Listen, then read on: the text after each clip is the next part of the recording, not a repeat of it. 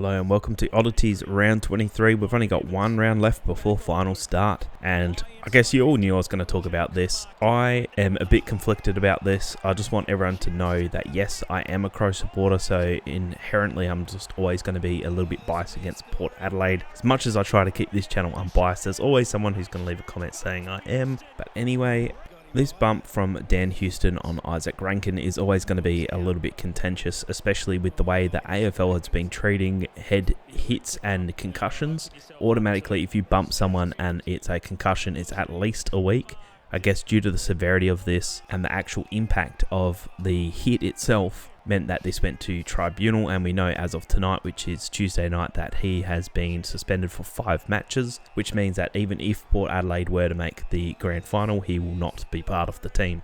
And that's just the way the AFL is at the moment. They're paying on the outcome, not the incident. For me, I think this bump is actually okay. He does get him in the shoulder, which is not the head. It's not a sanctioned area, so I think the bump itself is fine. I think it's the outcome of the bump. Because he's bumped him, and because as a result of the bump that he's hit his head on the ground, causing the concussion, from what I can see, this is what's led to the suspension. If Dan Houston bumped Rankin and he fell on the ground on his shoulder, not his head, and then got straight back up, this probably wouldn't even be a telling point. We wouldn't even be talking about it right now, I don't think. I think the only reason is the severity of the concussion. As you can see, Rankin's arms are straight out, which is a very typical thing of when someone is knocked out. We definitely don't want this in the game.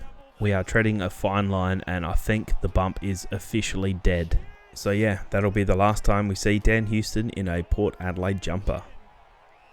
In the Swans and Bombers game, Errol Goulden kicks the ball inside the forward 50 very nicely to Campbell, who's a left footer. As you can see from the angle that he's on, this is a very, very hard kick for a left footer. And just listen to what the commentators say about the kick, or their lack of saying something. If this was Dacos, they would have been going on about this for a week. He's going to go with the outside of the boot.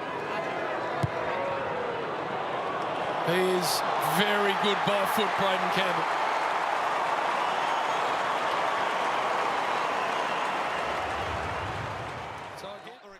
In the last quarter of the Bombers and Swans game, you can see Caddy gets the ball and he is only 10 metres out. For some reason decides to not take it, tries to fake the kick and handball it over the top, which leads to a stoppage. You can see the reaction of Scott. He knows that this game is done.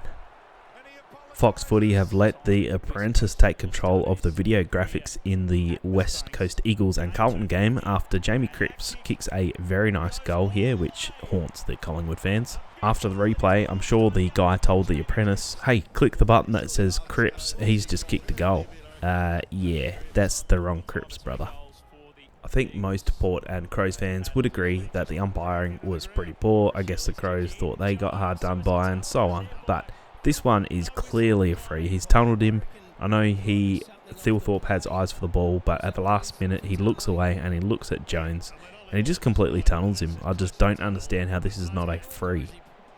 I feel like this is probably another example for me. As Rosie has the ball, he's fumbling it, so he doesn't have full control of it and comes loose in the tackle because Laird sort of knocked the ball out of his hands. The umpire pays a free kick against for holding. I think this one's just got to be a ball up. Langford kicks the ball inside the forward 50 and Draper takes a very nice mark, and yeah, as the commentators say, he must have been practicing this because this technique of snapping across the body is truly odd.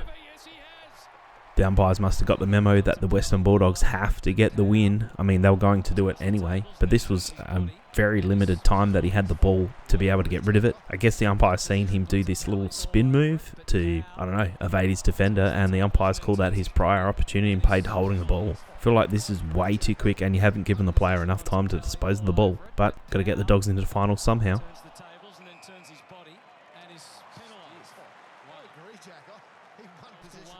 You gotta love these chase down tackles, and when they're executed perfectly, they are truly amazing to watch. But Vandermeer is actually, as soon as he's tackled, he's dropped his knees down to the ground to bring McKercher down.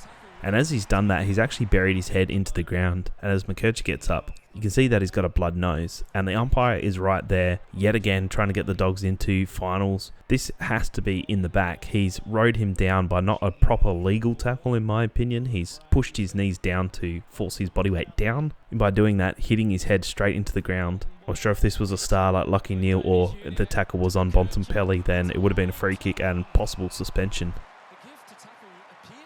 This is one that you don't see every day, as Kemp and McGovern both fly for the ball. Kemp's the man in front, and I guess he doesn't have full control according to the umpire, and as McGovern rips the ball out of his hands, the umpire says neither of you have made a legal mark and ends up balling it up. It's not something you see every day. I thought this play by the Dogs was really nice, but especially the defense of North Melbourne was pretty poor here. You can see that both players try to fly at the ball and actually end up taking each other out instead of one contesting with Norton and the other collecting the ground ball if it does go down. It's probably just poor communication.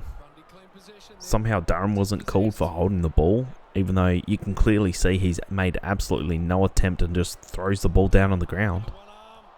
I think this clip is just the epitome of how poor the Tigers defense was. As you can see, there's several players who have the ball outside their forward 50 and they're just handballing it, and there's minimal pressure coming from the Tigers. The ball ends up going inside the forward 50 and it goes inside the goal square and it's fumbled around in between players until Cal Shadir is on the ground. He's able to pick the ball up, stand up and take a shot at goal. Not very fast, I would admit, and it still goes through. Where is the defense from the Tigers? Because that's why they were down by 60 points in a quarter and a half of footy. After Mason Redmond gives away a pretty silly free kick right in front of the umpire as he's about to ball up, Taylor Adams has the chance to put the Swans out in front and proceeds to completely shank the kick.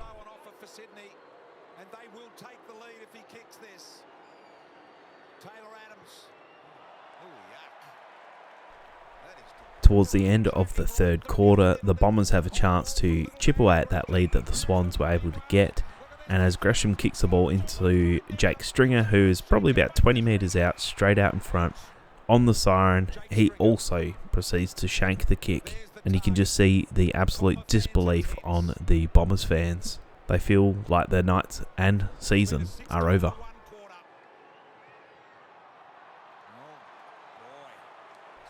Tom Green goes studs up against Brayshaw, and apparently it's not a free kick. I guess the green effect only affects one green in the GWS team.